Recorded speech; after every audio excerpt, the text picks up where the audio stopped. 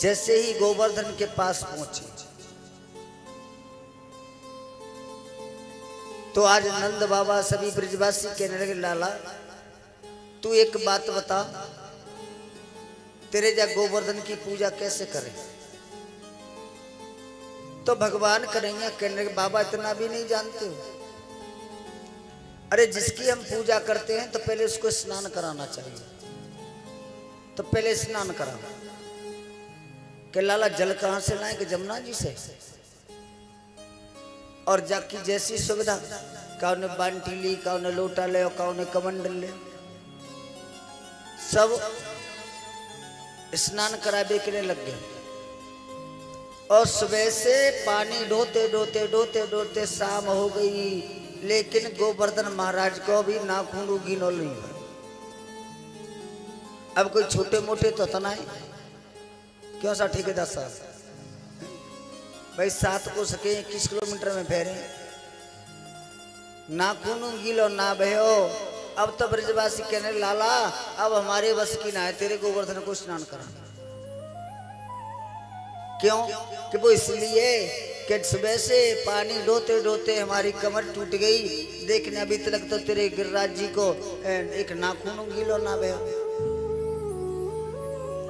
भगवान कहने लगे कि चिंता मत करो,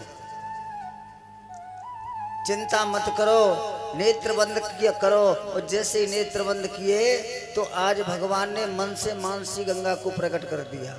बोलिए मानसी गंगा महारानी की जय हो।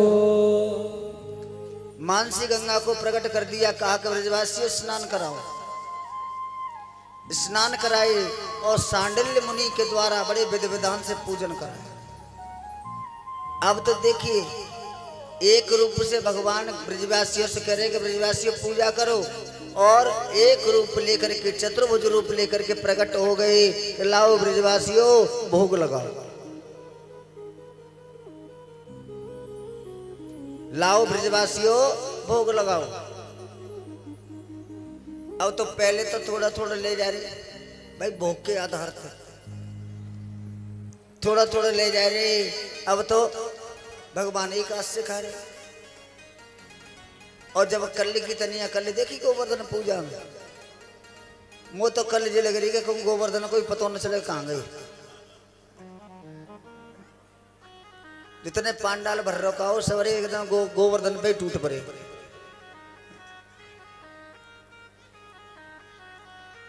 जब भीड़ भाड़ भई,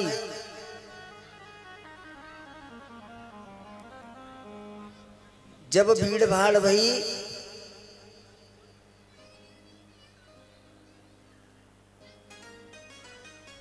चारों हाथन ते खाए वो प्रारंभ कर दो, चारों हाथन ते खाए वो प्रारंभ कर दो। अब खाते खाते यानी भोजन ग्रहण करते करते काफी समय हो गया। अब तो जो भगवान की मंडली में हो ना, एक छोटा सा सखा जाको नाम हो मधुमंगल। मधुमंगल और मधुमंगल आज कन्हैया जी के पास पहुंचा।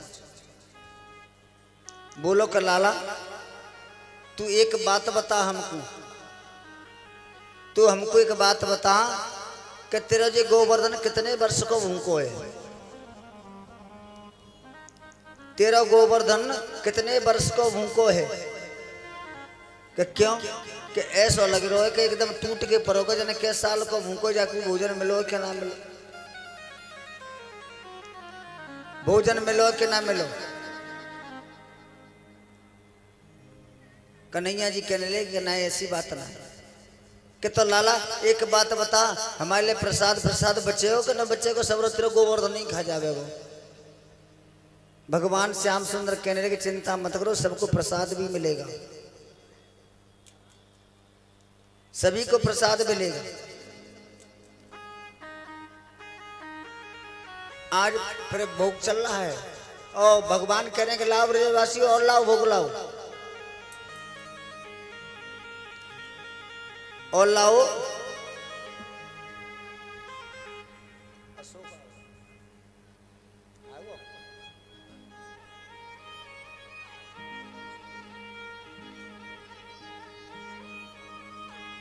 अब तो मनसुखा आया कह अरे कन्हैया एक बात बता, मोको तो बड़ी गड़बड़ लग रही है,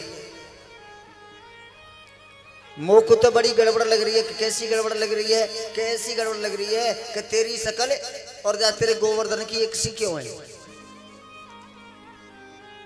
तेरी शकल और तेरे गोवर्धन की शकल एक सी क्यों है? मोह तो लग रही है कि जे तेरा कोई जुड़वा भैया है, मोकू ये लग रही है कि तेरा जुड़वा भैया है।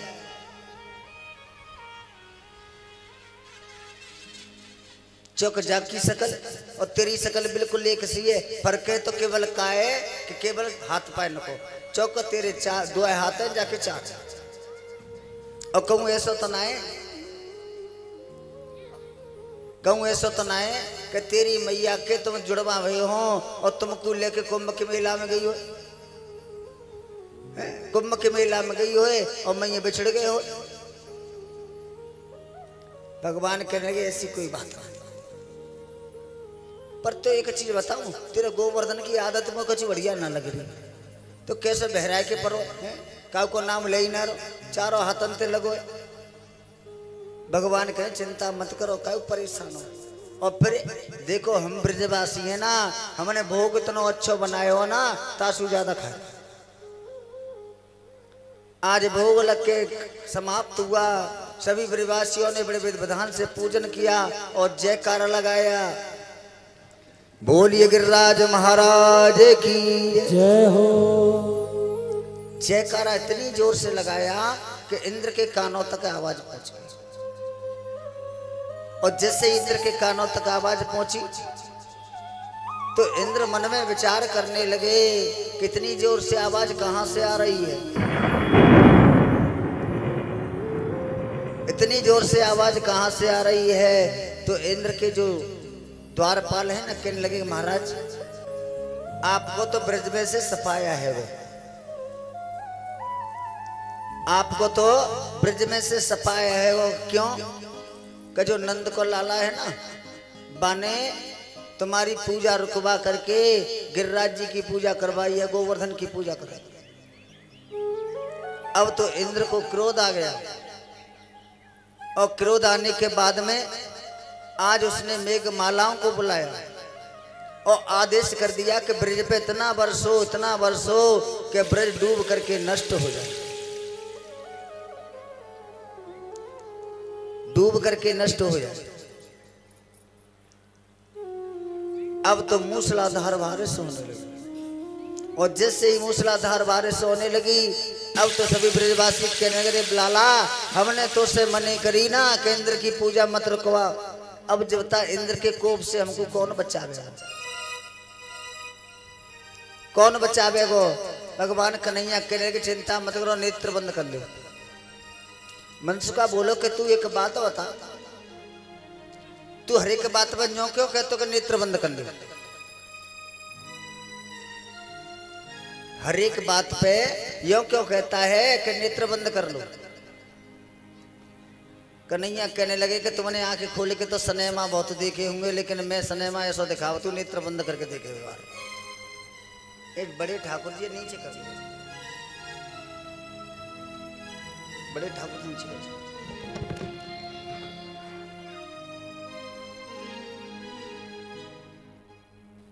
छोटे छोटे।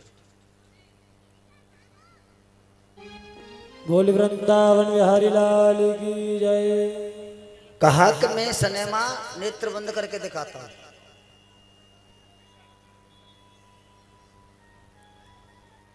छोटे वाले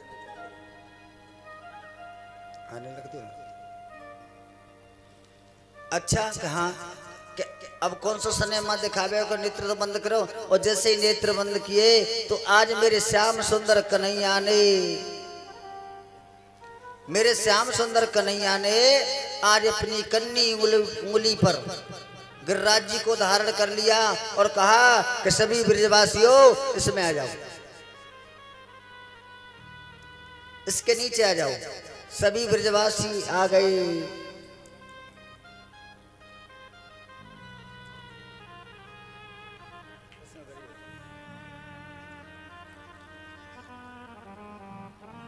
अब तो कहा सभी ब्रजवासी आ गए। और देखिए सोचने वाली बात यह है, सोचने वाली बात यह है कि कन्हैया की उम्र कितनी है मालूम है?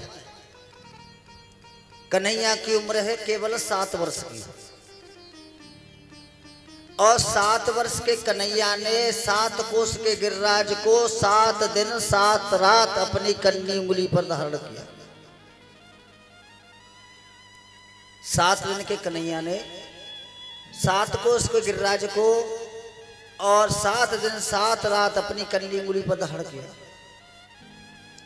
इधर जैसे ही मूसलाधार बारिश होने लगी, भगवान ने गिरिराज को अपनी उंगली पर धारण कर लिया और शेष को आदेश दे दिया कि शेष जी आप ऐसा करो, ऐसा बांध लगा दो कि ब्रज में एक बूंद पानी नहीं, एक बूंद पानी नहीं जाए। और चक्र से कह दिया कि तुम जितना भी जल हो से सुखाते चलो। और अगस्त जी से कह दिया कि आओ अगस्त जी तुम जल पान करो। और जैसे ही श्री सुखदेव जी ने अगस्त जी का नाम लिया तो राजा परीक्षित कहने लगे महाराज जब कृष्ण कथा में अगस्त जी कहां से आगे बीच में? अशोक गिरिराज पूजा में, यानी गिरिराज पूजा में अगस्त जी कहां से आ गए? तो श्री सुखदेव जी कहते हैं कि हे महाराज परीक्षित, एक छोटी सी कथा है रामचरितमानस की। एक बार की बात है कि मैया जानकी राम जी से कहने लगी कि प्रभु मैं बड़े मन से भोजन बनाती हूँ, मैं बड़े मन से भोजन बनाती हूँ और ब्राह्मण को नौतती हूँ, लेकिन मेरे मन से ब्राह्मण खाता नहीं है। कोई आता है 4 पूड़ी खा के चला जाता है, कोई आता है 6 पूड़ी खा के चला जाता है, कोई आता है 2 पूड़ी खा के चला जाता है। तो मैं जितनी मेहनत करती हूँ मेरी सब बेकार चली जाती है। आज तक कोई ऐसा ब्राह्मण ही नहीं आया कि जिसको मैं अपने मन से भोजन करा सकूं। राम जी मुस्कुरा करके कहने लगे जानकी ब्राह्मणों के बारे में ऐसे मत बोलो। इस पृथ्वी पे एक एक ब्राह्मण ऐसा पड़ा हुआ है कि तुम खिलाते खिलाते थक जाओगी लेकिन उसका पेट नहीं भर पाओगे। ऐसा ऐसा ब्राह्मण पड़ा हुआ है।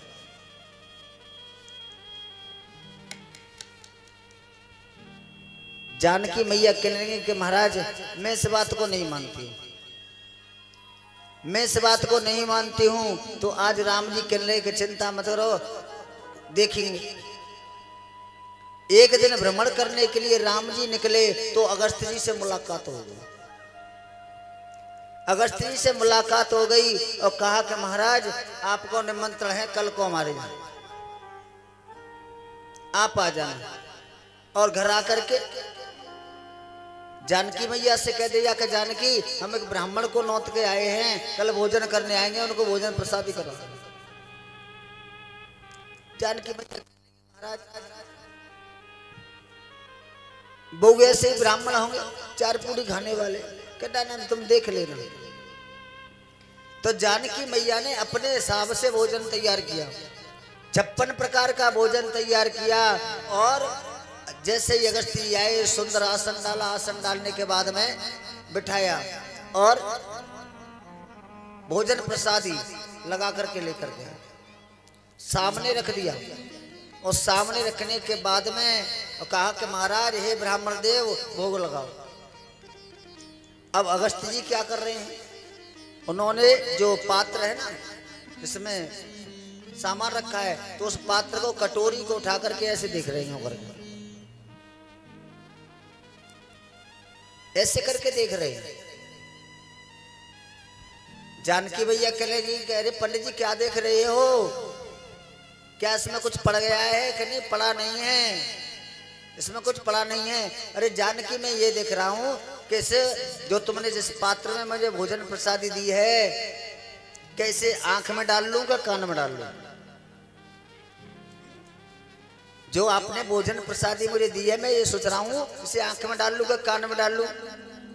क्यों महाराज? कि ये छोटे छोटे पात्र में है और ये मेरे खाने के लायक नहीं है, मेरे बड़े पात्र में लेकर के आओ। आज बड़े पात्र में भोजन प्रसादी लेकर के आई। अगस्त जी ने नाभ्या आसीदंत्र चको शीर्षो दो सूता था लोकाय कल्प्यान, भोग लगा करके खाना प्रारंभ कर दिया। सुबह से भोजन प्रसादी प्रारंभ हो गई, दोपहर हो गया। जानकी मैया बना रही हैं, परोस रही हैं, अगस्त जी लगे हुए हैं। जैसे ही दोपहर हुआ, अब तो जानकी मैया कहने लगी महाराज जल लेकर के आऊं, जल लेकर के आऊं। अगस्त जी कहने लगे कि देवी जानकी ये हमारा नियम है कि आधा भोजन हो जाता है तब हम जल ग्रहण करते हैं। जानकी मैया ने मन में विचार करो कि वास्तव में जो तो ब्राह्मण खाए वाला है। जब दोपहर है गो अभी आधो भोजन ना आवे तो शाम तक तो पूरा ही जावे गो। फिर भोजन प्रसादी चालू हो गई, शाम है गई। जानकी मैया फिर गई, बोली कि बाबा अब तुम्हारे लिए जल लाए। अगस्त जी कहने लगे देवी हमारा नियम है कि आधो भोजन है जातो ना तभी हम भोजन प्रसादी करते हैं। सभी रात है कि भोजन जनते हुए सुबह फिर बोली कि महाराज अब तो जल लाऊं। कि जानकी बार बार जल की क्यों कहती हो? अरे हमने कह दिया कि आज आधा भोजन हो जाएगा तो हम जल स्वयं ही मांग लेंगे। फिर शाम हो गई, 2 दिन हो गए, 3 दिन हो गए, 4 दिन हो गए, लेकिन भोजन प्रसादी बंद नहीं है कि उसमें विराम ले लिया जाए। 4 दिन हो गए। जानकी मैया बोली कि बाबा अब तो तुम्हारा आधा भोजन हो गया होगा, अब तो तुम्हें जल की जरूरत होगी। कहा कि जानकी हम अपने आप मांग लेंगे जब आधा हो जाएगा तो। चलते चलते 8 दिन हो गए, भोजन प्रसादी बरकरार चल रही है। अब तो जानकी मैया बड़ी थक गई। फिर पूछी कि महाराज अब तो आधा भोजन है गो, अब तो जल ले आऊं। बोला कि जान वो अगस्त जी कह रहे जानकी जब हमने कह दिया कि आधा भोजन हो जाएगा तो स्वयं ही हम मांग लेंगे। अब 8 ना 24 घंटा भोजन चल लो लेकिन अभी तक उनको आधा भोजन ना मिला। अब तो जानकी मैया बहुत ही ज्यादा थक गई। उन्होंने रिद्धि सिद्धि भगवान गणेश को आवाहन किया। भगवान गणेश रिद्धि सिद्धि के साथ में आए और भगवान गणेश तो भोजन प्रसादी परस रहे हैं और माता रिद्धि सिद्धि बना रही है। और जानकी मैया अपने आसन पे बैठी बैठी देख रही हैं और मन ही मन कह रही हैं कि राम जी सही कहते कि ऐसे ऐसे ब्राह्मण परे 10 दिन है गए भोजन चलते चलते, 12 दिन है गए, 14 दिन है गए, 15 दिन है। और जैसे ही 15 दिन भाई जानकी बोली कि बाबा अब तो जल शायद चाहिए तुम्हें, अब तो जल की शायद जरूरत है कोई, चुका दो भोजन तो होगा, चुका दो महीने ही है गो तो आधा भोजन हुआ सकत हुआ। अगस्त जी कह रहे देवी मैंने कह दिया कि आधा भोजन हो जाएगा तो हम मांग लेंगे। जानकी मैया फिर शांत बैठ गई। 16 दिन है गए, 17 दिन है गए, आज 18वां दिन चल लो भोजन चलते चलते। राम जी ने मन में विचार करो को देख के आऊं जानकी का भोजन कैसे चल लो। अब तो जो कंडीशन है गई है कि घर में राशन खत्म है। जानकी मैया बड़ी उदास से बैठी हुई है। आज के राम जी एक आसन पर बैठ गए, जानकी की शक्ल की तरफ देखी तो ऐसे बिल्कुल कुमलाई हुई है। और जैसे ही अगस्त जी की तरफ देखो और अगस्त जी ने राम जी की तरफ देखो तो केवल नेत्रों में ही, आंखों में ही, इशारों में ही बात हो रही है। केवल इशारों में ही बात हो रही है। अगस्त जी कह रहे इशारे में कि प्रभु का इच्छा है अभी महीना 2 महीना भोजन चले कि नहीं विराम दो, यानी भोजन अभी आगे महीना 2 महीना और चले कि यही विराम दें। राम जी ने जानकी की तरफ देखो, मन में विचार करो को तो जानकी बहुत थक गई, इशारा कर दो को बहुत हुआ। अगस्त जी कहने लगे कि देवी जानकी अब हमारा आधा भोजन हो गया, अब जल ले आओ। तो राम जी हाथ जोड़ करके खड़े हो गए कि हे अगस्त जी महाराज, त्रेता युग में जब राम बन के आया हूं तो मैंने तुमको भोजन कराया है, जब द्वापर में कृष्ण बन के आऊंगा तब तुमको जल पिलाऊंगा। इसीलिए आज गोवर्धन पूजा में जब इंद्र बारिश कर रहे हैं तो भगवान कन्हैया ने कहा कि आओ अगस्त जी द्वापर त्रेता में मैंने तुम्हें भोजन कराया था और मैंने वादा किया था कि द्वापर में जल पिलाऊंगा, आकर के जल ग्रहण करो। एक अंदाजा लगा लो, आप लोगों को पता है कि संसार में पृथ्वी ज्यादा है कि समुद्र ज्यादा है? समुद्र ज्यादा है, पृथ्वी तो बहुत है, कम है। यानी कि जैसे 100% होता है ना, 100% में 71% जल है, यानी समुद्र है। और 71 में 100 में तो कम करिए, कितने रह गए? 29% केवल पृथ्वी है। और इतने बड़े समुद्र को, यानी 71% जल ही जल बता रहा हूं, इतने बड़े समुद्र को 3 अंजलि में पान करने वाले अगस्त्य जी हैं। कोई उनका पेट भर सकता है? आज कहा कि आओ अगस्त्य जल ग्रहण करो, तो अगस्त्य जल ग्रहण कर रहे हो। आज ऐसे चलते चलते 7 दिन हो गए। अब तो इंद्र ने मन में विचार किया कि अब तो ब्रज डूब गया होगा। जैसे ही अपने गुप्तचरों को भेजा, उन्होंने देखा कि तो ब्रज में तो धूल उड़ रही है। और जैसे ही धूल उड़ते हुए देखा, अब तो इंद्र समझ गया और आकर के भगवान के चरणों में साष्टांग लेट गया। भगवान से बार बार प्रार्थना करने लगा। तो आज मेरे श्याम सुंदर कन्हैया कहने लगे कि इंद्र, तूने बहुत ही बड़ा अपराध किया है, इसकी सजा तो तुझे मिलेगी, लेकिन साथ ही साथ मुझे